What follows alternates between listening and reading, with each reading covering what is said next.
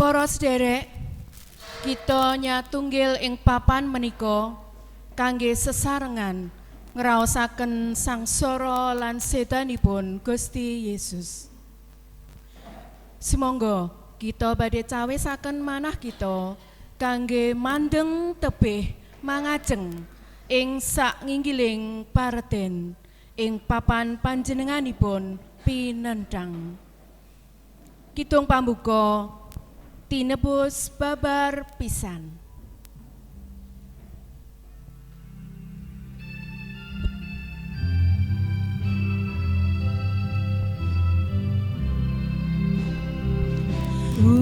Sing laknat kabejan kita Gusti wis sedo amira dosa temah luar sing paukuman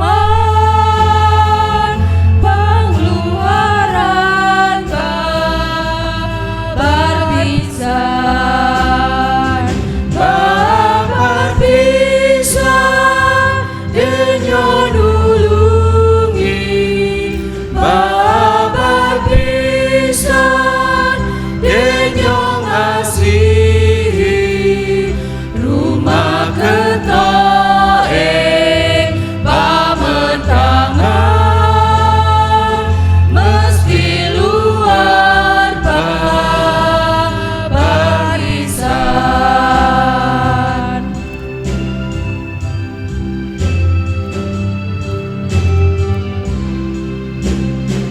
Saiki kita padha mardika Gusti wis nanggen ing slamet kita linuput kencing karusaan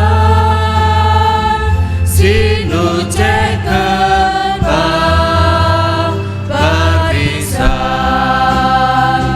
babar pisan denyo nulungi babar pisan denyo ngasihi rumah ketoe pamentangan mesti luar babar pisan.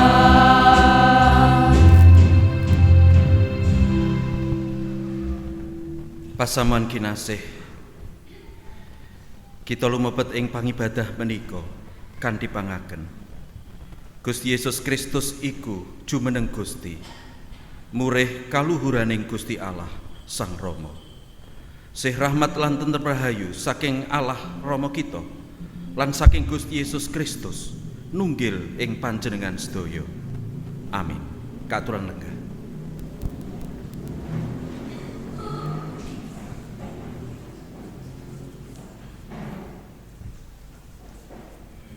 Pasamuan ingkang kinasih,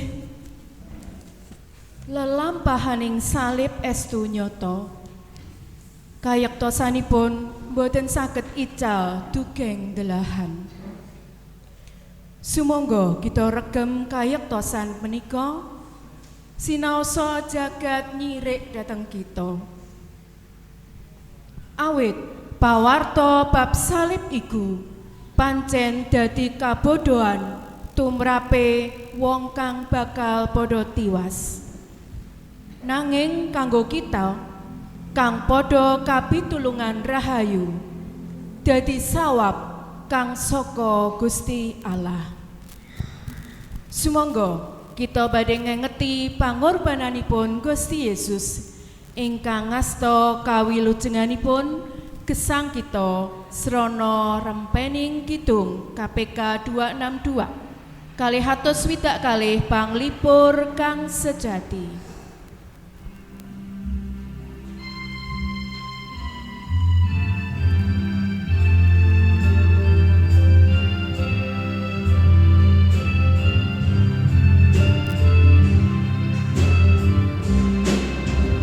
Panglipur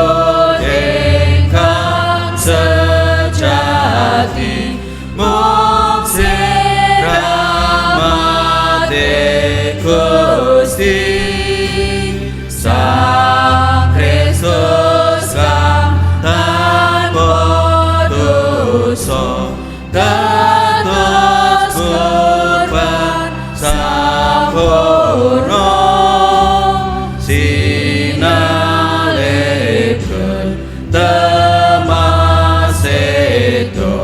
tinekaken Sang Rama gruwak lebur sagung dosa bikamakine swarga gruwak lebur sagung dosa bikamakine swarga.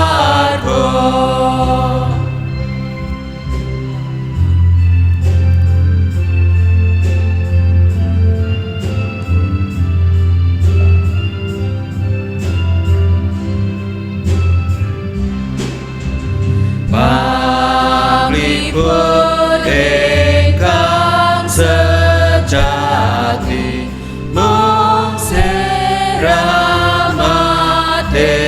Gusti Kristus panebus satuhu samangya sampun wungu lebur panguasane dosa nedaya ning antaka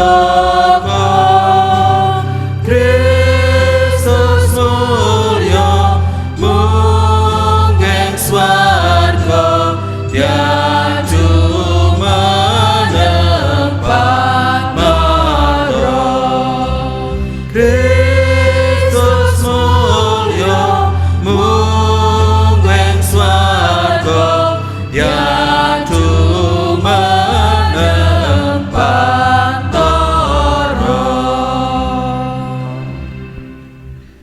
Pasamuan kinasih ing sak ngandhaping salibipun Sang Kristus sumangga kita ngakeni mengko panjenengane iku sinudukan marga saka anggon kita padha mbalela panjenengane karemuk marga saka piyala kita ganjaran paukuman kang nekakake karahayon tumrap kita iku kadhawuhake ing panjenengane sarta marga saka bilur-bilure kita banjur padha dadi waras.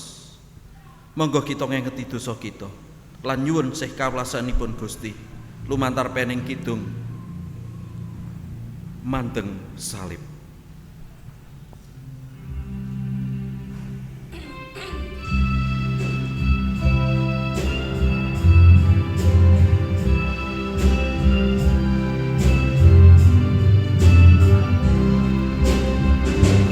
Srono mandeng salib ing Sang Kristus Gusti salib yang darbe kesamyekti wit putraning Allah wis sinalib sedo ngrembat lamna dosaning jagat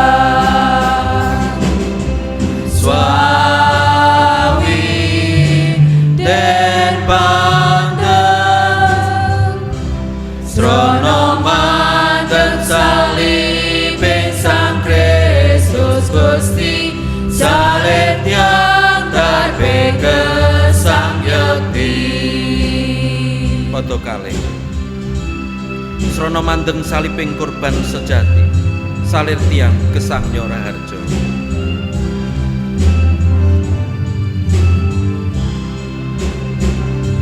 Srono mandeng salib kurban sejati salib yang gesangnya raharja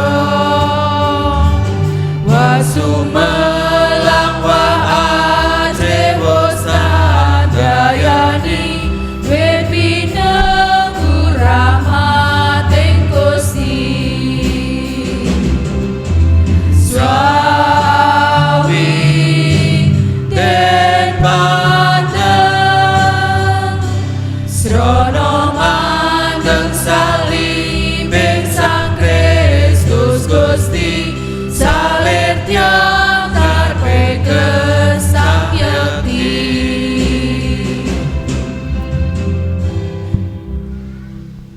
Pasamuan kinasih estunipun boten wonten tiyang ingkang pantes kangge nampi pangapuntening dosa. Nanging Gusti Allah wis ngetingalaken sehipun dumateng kita. Awit Sang Kristus wis nglampahi sedo kanggo kita.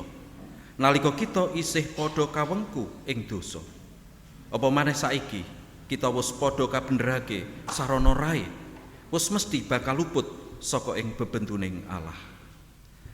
Rom bab gangsal ayat 8 ngantos 9. Mekaten pawartosih rahmat. Pasamuan kinasih sumangga kita nyatunggilaken manah ing salting pandonga. Monggo kita ndedonga.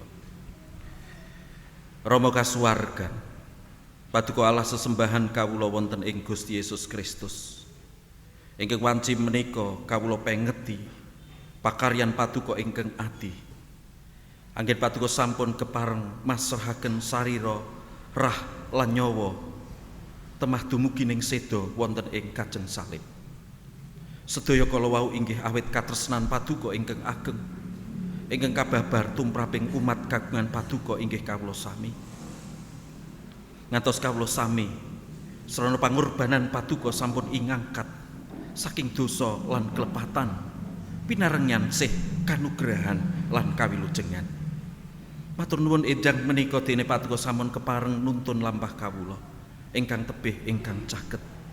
Sesarengan kawula inggih mandhep mbah bekti wonten ing ngarsa Paduka ing satengahing pangibadah Jumat Agung wanci menika.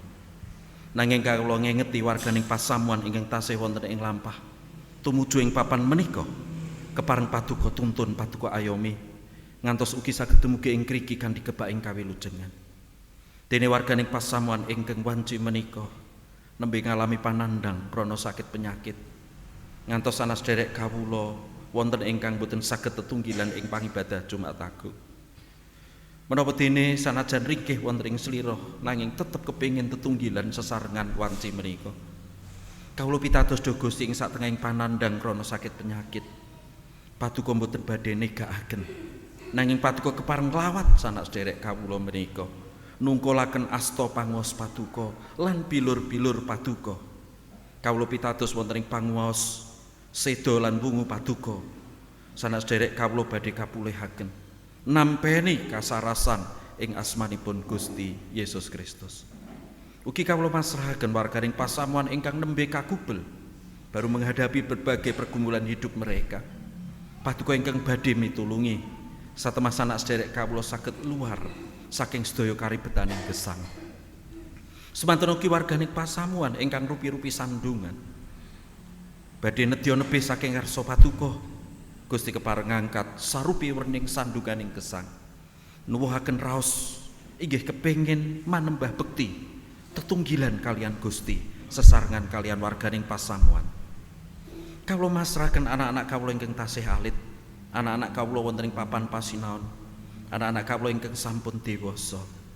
Sawetahing masa depaning anak-anak kawula pitadosaken wonten ing regemaning asta Paduka lan temtu anak-anak kawula inggih badhe pinanggih kalian masa depan ingkang endah awit sih rahmat lan kanugrahan Paduka. Ugi saben brayat tansah Paduka rengkuh. Paduka lestantunaken kegiatan kasarasan, kabingahan katentreman. Saben brayat warganing pasamuan saged gesang lados linadosan. Gesang ing salbeting kabingahan, gesang ing salbeting karsa Paduka. So Paduka ingkang badhe paring berkah tumraping sedaya ayan pakaryaning brayat ngantos saben brayat boten badhe kecingkrangan tidak akan berkekurangan ananging badhe nampeni kacekapan.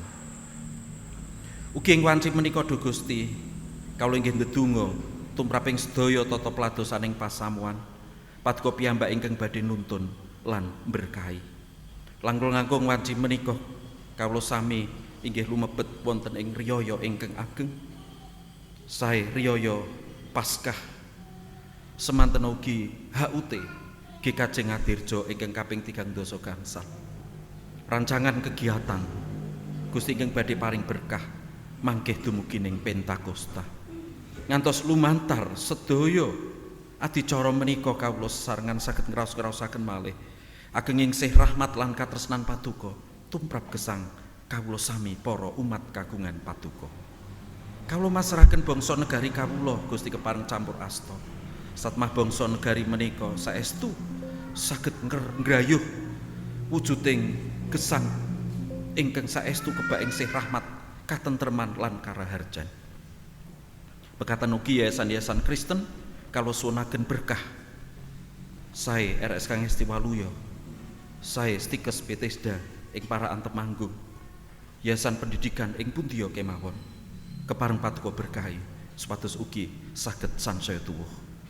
Ing satengahing ibadah Jumat Agung menika kawula inggih badhe nampi peladosan sakramen bujana ingkang kawula kepareng enget-enget malih pangorbanan sarira, rah lan nyawa paduka wonten ing kajeng salib. Murih kawula sami para kagungan paduka badhe sansaya nelakaken panuwun syukur semanten ugi katresnan dumateng Gusti ingkang paring sih kanugrahan tumrap gesang kawula. Mekaten kawula pitadosaken lumapahing pangabekti menika para madyasananipun tinebihna saking sedaya bebaya rubeda sakit penyakit. Ing asma Gusti Yesus pandonga menika kawula unjukaken. Amin.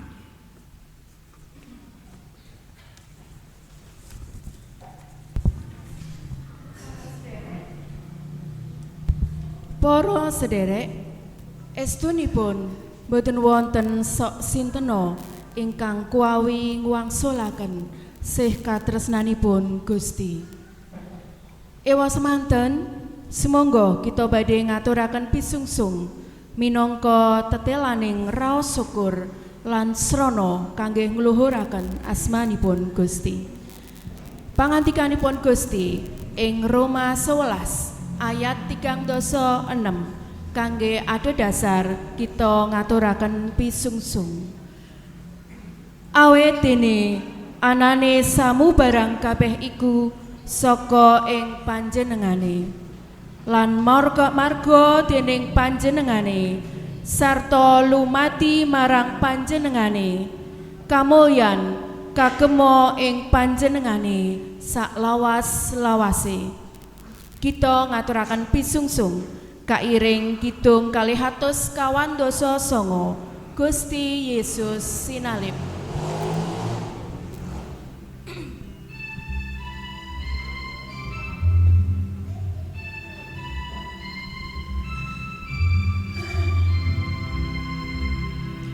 Gusti Yesus sinalip siraken Allah priyangga kasonyangga paukuman yang laknat dados lituning jagat.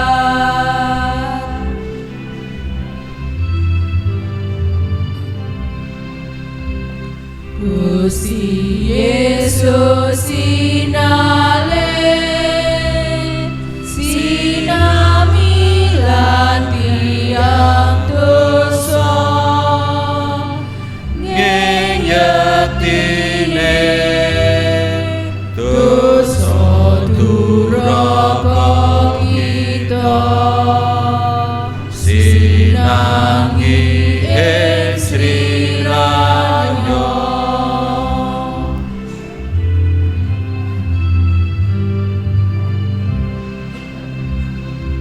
Gusti Yesus sinalip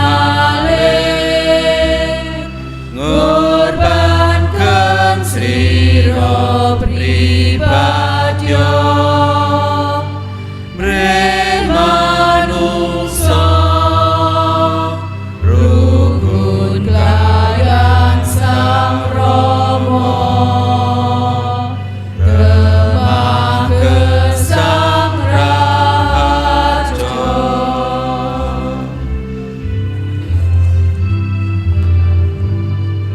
Kita ambali padha kapisan. Gusti Yesus sinalip siraken Allah priyangga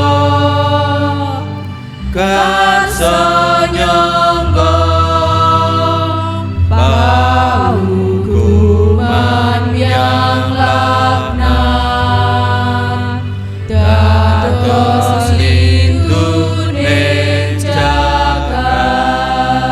padha kalih.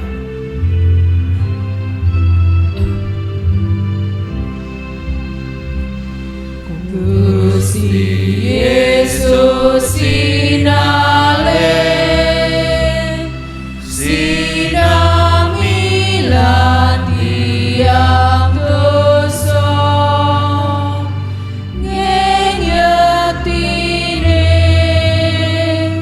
dosa duraka kita sinangi ing sriranya.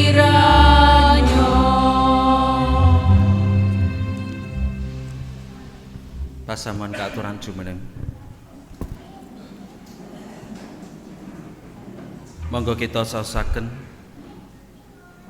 pisungsung kita ingkang sampun sesarengan kita kempalaken wonten ing salebeteng pandonga. Kepareng kawula sowan malih wonten ing ngarsa Paduka Rama. Saestu nalika kawula ngengeti sedaya pakaryan Paduka ingkang ageng tumraping gesang kawula. Kawula sami inggih tansah kepingin lan badhe ngaturaken panuwun. Mila wanci menika sesarengan kawula sami sampun ngempalaken pisungsung menika atur panuwun kawula Duh Rama. Kawula saosaken wonten ing ngarsa Paduka kepareng Paduka amberkahi. Ngantos lumantar pisungsung menika tumanja kagem kamulyaning asma Paduka njembaraken kraton Paduka ing tengahing jagat menika. Ugi dados tandha kawula sami mitadosaken gesang mempercayakan hidup di dalam pemeliharaan Tuhan setiap hari. Salajengipun kawula badhe mirengaken dawuh Paduka, nyuwun Roh Suci makarya supados dawuh ingkang badhe kawula tampi menika saestu tumama kami boleh meresapkan sabda Tuhan atas kehidupan kami. Monggo Gusti kepareng Paduka ngendika kawula sami sumadyo mirengaken. Ing asma Gusti Yesus pandonga lan atur panuwun kawula kaunjukaken. Amin. Kaaturan nengkah.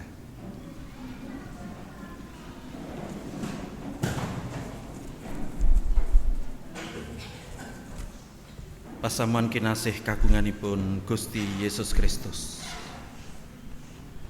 Ing pangibadah Jumat Agung wanci menika kita sesarengan badhe ngraos-ngraosaken malih kados pundi Gusti Yesus sumadyo masaraken sarira lan rah ugi nyawanipun wonten ing kajeng salib. Saestu kasangsaran ageng katampilan karaosaken dening Gusti Yesus Kristus.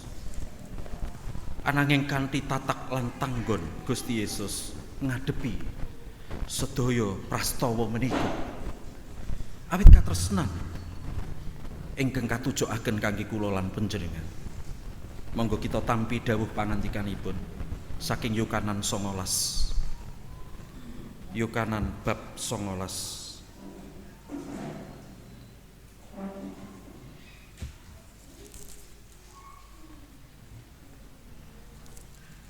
Ayat 16 ngantos ayat 13.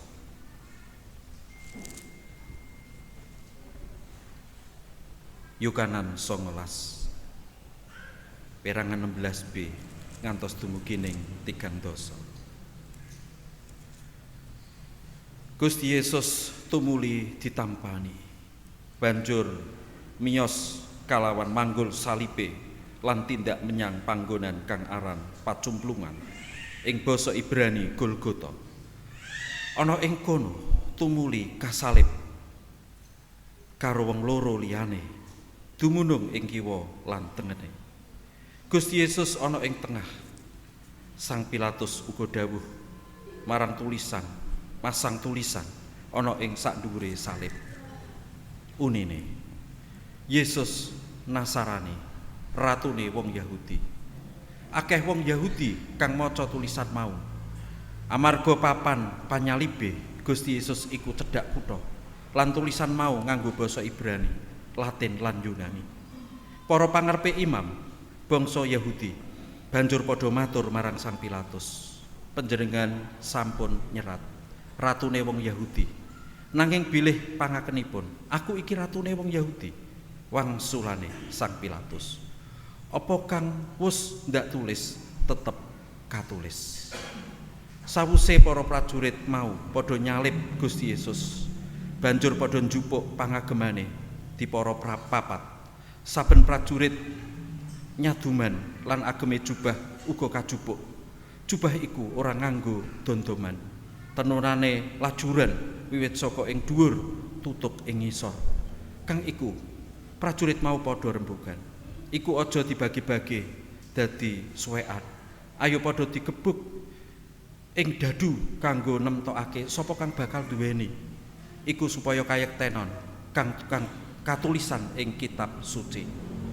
Sandangan kawula sami dipun dundum.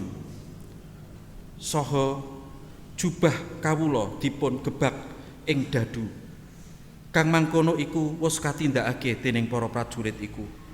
Ana dene kang ibu lan sadulure kang ibu Maryam, bojone Kleopas tuwin Maryam Magdalena, padha ngadeg cedhak salibe Gusti Yesus. Bareng Gusti Yesus mirsa kang ibu lan sekabat kang dikasihi ngadeg sandinge, banjur ngendika marang kang ibu, "Ibu, menika ingkang putra." Nuli ngendika marang sekabate mau, "Lah iku ibumu." Lan wiwit nalika iku sekabat mau banjur mboyong ibu Maryam menyang omahe. Sawise mangkono ing sarehne Gusti Yesus mirsa yen samubarang kabeh wis rampung, banjur ngendika, supaya kayektenana kang katulisan ing kitab suci, "Aku ngelak." Ing kono ana wadah kang kebak ing anggur kecut. Tumuli ana wong kang nyelupake jamur karang ing anggur kecut mau, nuli kacublesake ing panghisop, banjur dicecepake marang tutuke Gusti Yesus. Sawise ngecap anggur kecut mau, Gusti Yesus tumuli ngendika, "Wus rampung." Banjur ndingklukake mastaka lan masrahake nyawane. Ingkang rayu inggih menika kita ingkang mirengaken pangandikanipun Gusti lan dipun gatosaken ing gesang padintenan. Pasamuan ingkang kinasih wonten ing Gusti Yesus. Simbol salib menika inggih dados setunggaling simbol iman utawi kapitadosan kita ingkang saestu wigatos. Mila simbol salib menika ugi asring dipun pasang utawi dipun papanaken kadosta wonten ing altar utawi menawi kita gatosaken wonten ing wingking mimbar kita wanci menika.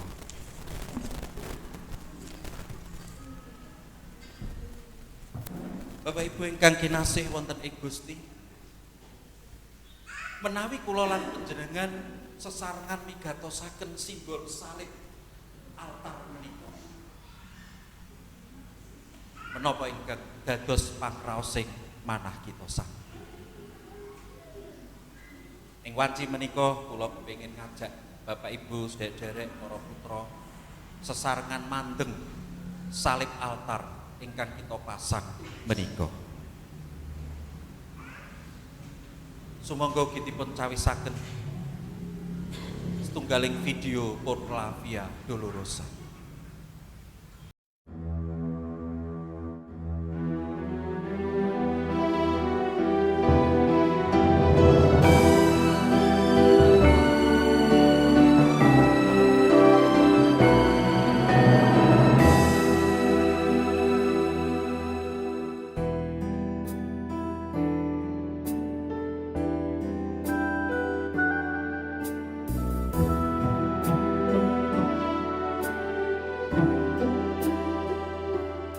Down the Via Dolorosa in Jerusalem today, the soldiers try to clear the narrow street, but the crowd pressing to see the man condemned to die on Calvary.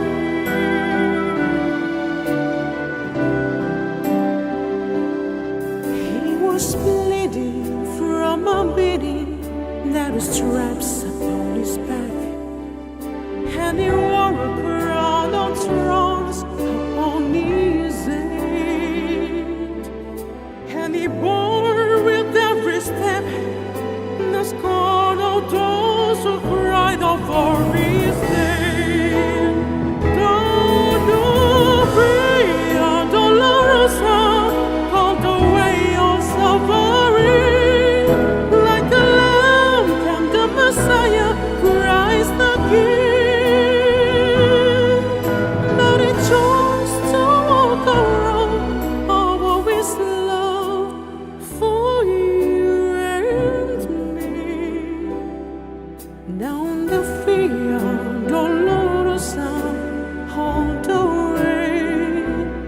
Calvary.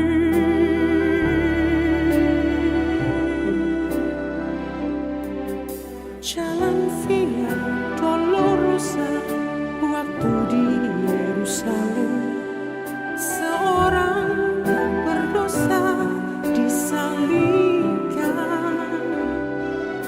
dicaci dan dihina, diteriakan kematiannya. Jalan Via Dolorosa ialah jalan sengsara, dombalah Yesus Kristus dari salib. Ia memilih di salib bukti kasih pada kita. Jalan Via Dolorosa menuju ke Kalvari. The blood that will cleanse the souls of all men made its way to the heart of Jerusalem.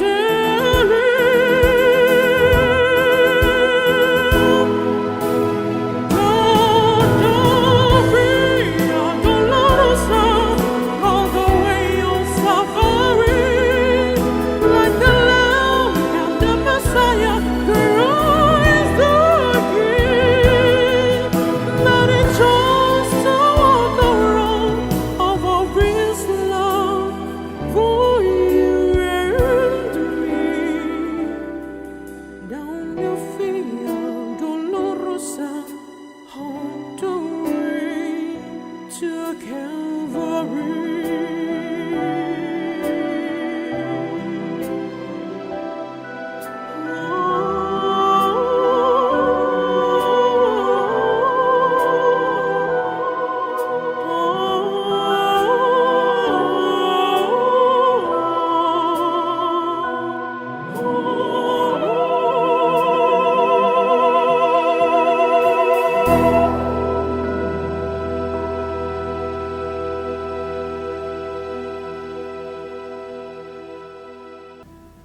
Kula kepengin pitaken dumateng pradataning pasamuan. Sak sampunipun mandeng salib wonten ing altar menika. Kinten-kinten menapa ingkang panjenengan raosaken? Kepengin pitaken dumateng Pak Agus. Nggih. Nalika kita mandeng salib, kita saged ngraosaken sepiten agengipun anggenipun Gusti kita menika ngurbanaken sariranipun, nyawanipun inggih namung kagem kita tiyang dosa. Mila nalika kita mandeng temtunipun kita sawet ngraosaken kados pundi kita minangka tiyang dosa saged nggadahi gesang pangajeng-ajeng uwal saking dosa. Makaten wabilih. Matur nuwun. Nalika nyawang utawi mandeng salib, melihat memandang salib, satu perasaan yang wonten pangraos kita ingkang derek sisa pangraos. Salajengipun kula badhe pitaken, saya akan bertanya kepada Pak Irfan. Ketika memandang salib di hadapan Pak Irfan yang terpasang di altar, apa perasaan yang dirasakan? Perasaan yang saya rasakan salib yang ada di altar adalah bagaimana Tuhan Yesus itu sendiri menderita di bawah kayu salib, merasakan betapa pedihnya, betapa sakitnya.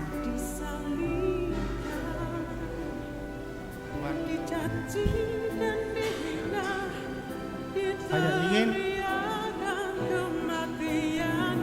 menebus dosa-dosa kita, tapi Tuhan Yesus bersedia menderita di kayu salib, menerima cambukan, bahkan hujatan. Tetapi memang karena kasih Tuhan Yesus pada kita, Dia rela di kayu salib untuk menebus dosa-dosa kita manusia. Saya kira itu Pak. Terima kasih. Terima kasih. Bapak Ibu ingkang kinasih wonten ing Gusti, mekaten paseksi kita, kesaksian kita ketika kita memandang salib. Nalika kula panjenengan mandheng salib, nalika kula panjenengan mandheng salib, kita lajeng kengken kados pundi kasangsaranipun Gusti Yesus Kristus. Anggenipun panjenenganipun rembat dosa lan kelepatan itu. Panjenenganipun dipun aniaya, dipun gebak, dipun sapu, dipun kecoy, dipun ino. Menika napa krana dosa lan kelepatanipun? Boten. Panjenenganipun ngalami kasangsaran, dipun siksa, dipun aniaya, rahipun leweran pedal saking sariranipun, sariranipun risak krana kaaniaya dening para prajurit. Menika inggih krana belani sedaya tiyang pitados, belani kula lan panjenengan. Panjenenganipun ingkang tanpa dosa menika dipun dadosaken dosa. Panjenenganipun ingkang tanpa kelepatan dipun dadosaken lepat. Bapak Ibu ingkang kinasih wonten ing Gusti, Gusti Yesus nandhang sangsara lan seda sinalib menika inggih krana panjenenganipun tresnani kula lan panjenengan. Katresnanipun saestu ageng, katresnanipun boten winatesan, ngantos panjenenganipun masrahaken sarira, rah lan nyawa wonten ing kajeng salib. Panjenenganipun dipun salib ngantos dumugining panjenenganipun seda. Lan saderengipun seda panjenenganipun nelahaken pos rampung. Menika inggih dados tunggaling perdaran bilih Gusti Yesus menika sampun pun. Gusti Yesus sudah menang. Akhiripun rampungaken menyelesaikan seluruh karyanya untuk manusia yang berdosa. Sedanipun Gusti Yesus saestu bekto kanugrahan, saestu bekto kawilujengan. Anggenipun panjenenganipun kepengin rukunaken malih sesambetan antesipun manungsa dosa kaliyan Gusti Allah. Satemah manungsa dosa menika nampi sing rahmatipun inggih menika pangapunten dosa.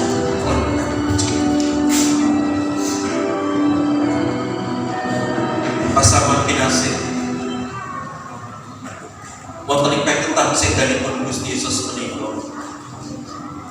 kita kaatah kaki teras mandeng salib, memandang salib, menatap salib. Ateges kula lan panjenenganipun ajak ngeneraken manah, ngeneraken pikir, kesah tujuh mati Gusti, mengarahkan hati, mengarahkan pikiran dan jiwa serta hidup kita sepenuhnya tertuju kepada salib Kristus. Sono kita mandeng salib ateges kula lan panjenengan ngengeni bilih kita sampun inebus saking paumaning dosa. Kita sudah ditebus dari hukuman dosa. Ini kaping kalih mandeng salib ateges kita kadhawan ngeneraken manah memusatkan hidup kepada Allah di dalam karya Allah. Tuhan Yesus Kristus yang sudah berkorban di atas kayu salib. Bila-bila yang sempurna tanpa isi rahmat itu Allah. Itu kagawan satu ringgang. Seketika kita tansah senyum. Sepanjang satu orang menjadikan apa dijek kali bumi ini kamu mengalami mugi seorang kita mandek salib menikah gendam cacalani menjadi terang atas hidup itu kita memiliki kesempatan memiliki daya dan pengharapan yang baru. Selamat memperingati Jumat Agung sugeng menit Jumat Agung Gusti Romo kasuwargan kepada kamu suwan katuraken panggung panandika panggung sambut kamu tamu srana kamu manten salib kalau kamu kaman kok sambut bila saestu kamu senapat kok menika ageng para kagungan panggung srana kamu senapat kok panggung sama masyarakat saring ora nyawa wonten ing kanjeng salib murid kamu sami nampi sing nampi pangapunten ing dosa lan kakebihaken saking paumaning dosa. Mila Gusti srana kamu mandheng salib paduka kawula inggih badhe netepaken gesang supados kamu sami dados kagungan paduka ingkang sedaya derek dumateng Gusti. Senajan kamu tidak apik-apik kalian rupi-rupi kamu menawi gesang ingkang boten gampil. Nanging srana kamu mandheng salib menika dados daya menjadi satu sumber kekuatan atas kehidupan kami. Bahwa pemberitaan Kristus adalah pemberitaan yang terberat yang harus diselesaikan. Bila berkata kasangsaran yang kesang kalau dan sakit kata nengaken kalian kasangsaran paduka. Keporesan yang kasangsaran yang kesang paduka bertenang hilang nanika akan nanging salib berbagai dari sumber kegiatan kurang kamu sedulur para kagungan lan ing wajib menika Gusti kamu timbandingi ketimbang kanan paduka wonten ing sari lan paduka lumantar jalan suci aku kepareng paling berkah supados kamu bisa nampi patusan jalan suci kanthi manah ingkang tinampa kanthi manah ingkang pitados iman dan percaya kami dalam kami menerima sakramen perjamuan kudus yang menyegarkan iman percaya kami dan kehidupan kami. Matur nuwun Gusti, wonten ing asmanipun Gusti Yesus Kristus, pandhuka kawula Bapak Ibu, panjenenganipun kita nampi padosan sakramen Jono wonten disusun pujen menika saking kapanipun warga dewasa Yesus kamu sumanggaken.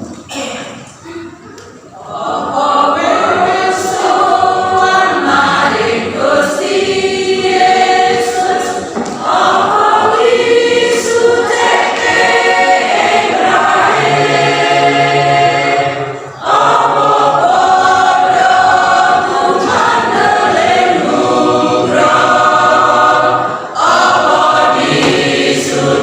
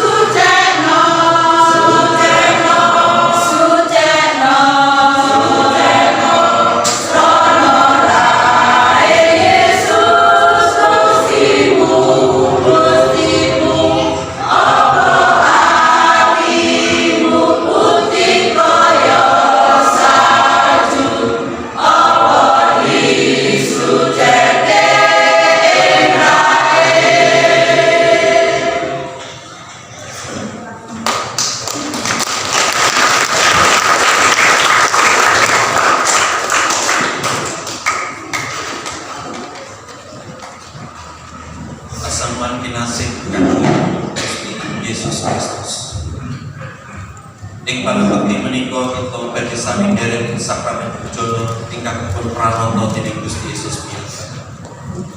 Ing dalu duka Gusti sinalih, Gusti mundhut roti, nyuwil-nyuwil roti wau, lajeng maringaken dhateng para sekabat kanthi ngendika, iki badanku kang kaulungake marga saka kowe. Tanpa ana lan panganan iki minangka pangiling-iling marang aku. Sesampunipun menika Gusti Yesus mundhut punjul, ngucap syukur lajeng maringaken tepung wau dhateng para sekabat satemendika. Iki padha ngombe kabeh ing pung iki. Sebab iki getih prajanjian kang kawitahake kanggo wong akeh minangka pratandha pangapuraning dosa. Pangandikanipun Gusti Yesus mekaten menika kanthi sedaya tiyang pitutus ngantos meniki. Gusti Yesus pratelakaken dhateng sedaya tiyang pitados bilih srana pangorbananipun menika dhatengaken kawilujeng. Pasaman kinasih saderengipun kita sami nderek ing sakramen pujono menika, semoga kita sami bisa malih badan kita piyambak-piyambak langkung rupiah mekaten.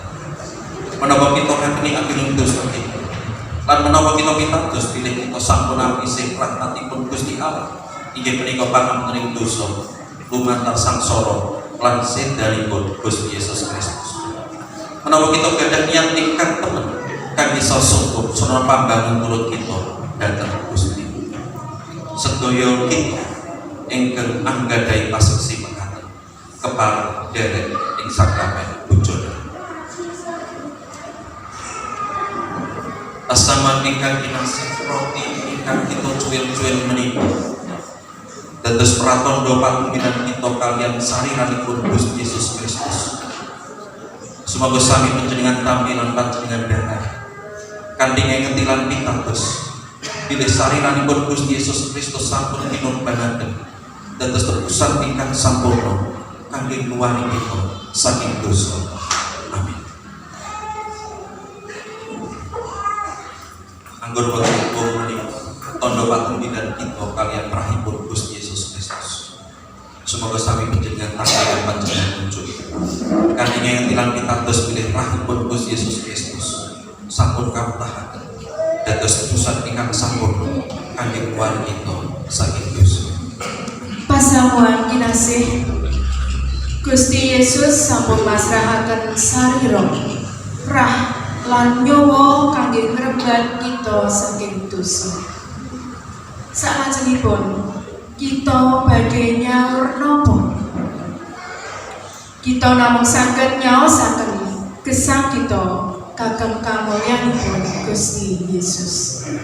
Monggo kita puji asmanipun sinarengan ngempalaken pisungsung pujono suci. Kairing kidung kapotangan kula dhateng Gusti.